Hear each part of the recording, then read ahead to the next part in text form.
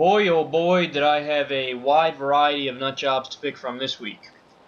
John Sununu, the former governor of New Hampshire and current dunce that spouted his usual nonsense, including calling President Obama not bright.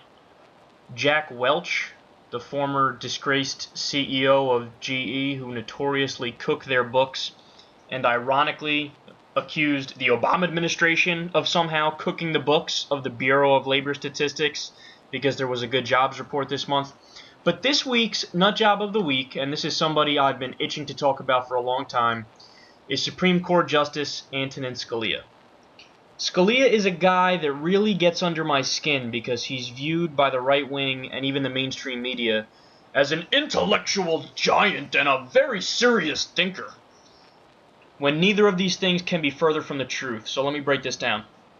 Scalia considers himself to be a textualist, which means that his interpretation of the Constitution is completely 100% literal, he would say. Now, this isn't a bad idea in theory, but that notion rejects the idea that there's any ambiguity in the Constitution at all, which clearly there is. But it also presupposes that context and perspective is not important. That means that at a time when men wore powdered wigs, muskets were the most advanced weaponry, and Indians and the British were our biggest threat, that the men living in those times could foresee nuclear weapons and Lady Gaga and the internet. The founders were smart in many respects, but they weren't omnipotent. But Scalia said this week that overturning Roe v. Wade, criminalizing homosexual sodomy, and the death penalty are all easy cases. And his argument was that at the time the Constitution became law, a lot of communities criminalized gay sex and outlawed abortion and institutionally killed people. So if it was good enough for them, it's good enough for us, right?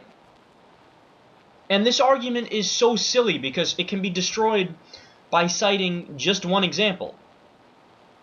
Slavery. Slavery was still the rule of law when the Constitution was ratified. There was the 3/5 Compromise, which said slaves are 3/5 of a person, and it wasn't changed until 1865, more than 70 years later, with the 13th Amendment. So if you extrapolate Scalia's argument further, he would have to say, to be logically consistent, that if a community or a state wants to bring back slavery, the meddling federal government shouldn't get involved. If it was good enough for the founders, it's good enough for us. I mean, it's just an utterly absurd argument, but I also find it ironic that Scalia is loved by so-called small government conservatives and Republicans, but they have no problem with banning sex. As if the government banning what two consenting adults decide to do in the privacy of their own bedroom is small government. And I wonder how quickly these people would change their mind if a community decided to ban heterosexual sodomy and they couldn't engage in those kinds of things with their wives or girlfriends. I bet you they'd flip on that in 2 seconds. But when it's gay people, they don't care. They're like, whatever, just discriminate against them. I don't care. And if you take the death penalty, I mean, the 8th Amendment of the Constitution bans cruel and unusual punishment. So putting aside whatever my feelings are on the death penalty or your feelings are on the death penalty, we can certainly agree that if the U.S. engaged in torture, which Scalia, by the way, thinks is constitutional, and engages in the death penalty, if neither of those things are cruel and unusual punishment, then nothing is. What could be worse than those two things? But just to wrap this up really quickly, and I'll stop boring you guys, I just want to point out that not only is Scalia not some kind of monumental intellectual, he's also a hypocrite. So what do I mean by that? Well, contrary to popular opinion, he's not principled, and most importantly, he's not consistent in his voting record. And in fact, it's actually embarrassingly easy to point this out. So just a couple of examples here. In a case that decided whether or not Arizona had the right to pass their own immigration legislation and enforce it as they saw fitting, Scalia said that they do. And he rested his argument on the idea that states are sovereign and they can do what they want and the federal government can't say to them, no, that's our job, butt out. But in a case that involved campaign finance legislation, Montana had laws that banned corporations from contributing to their candidates because they thought it led to corruption. In that case, Scalia said, no, the federal government is superior. You can't do that as a state. So all of a sudden, states' rights is out the window. Another example is a case involving California and their own marijuana laws. Scalia said the federal government is superior.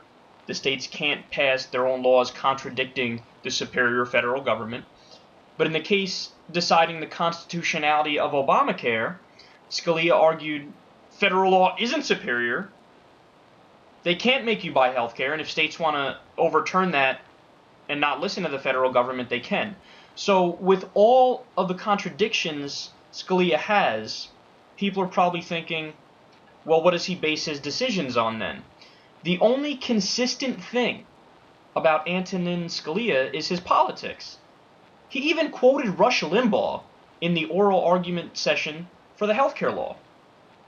I mean, that's pathetic. Rush Limbaugh, a crazy far-right-wing radio host. It's ironic that the right-wingers always accuse left-wingers of appointing what they call judicial activists who legislate from the bench, when in reality, like a lot of things that conservatives say, it's projection, and that's actually exactly what Antonin Scalia does.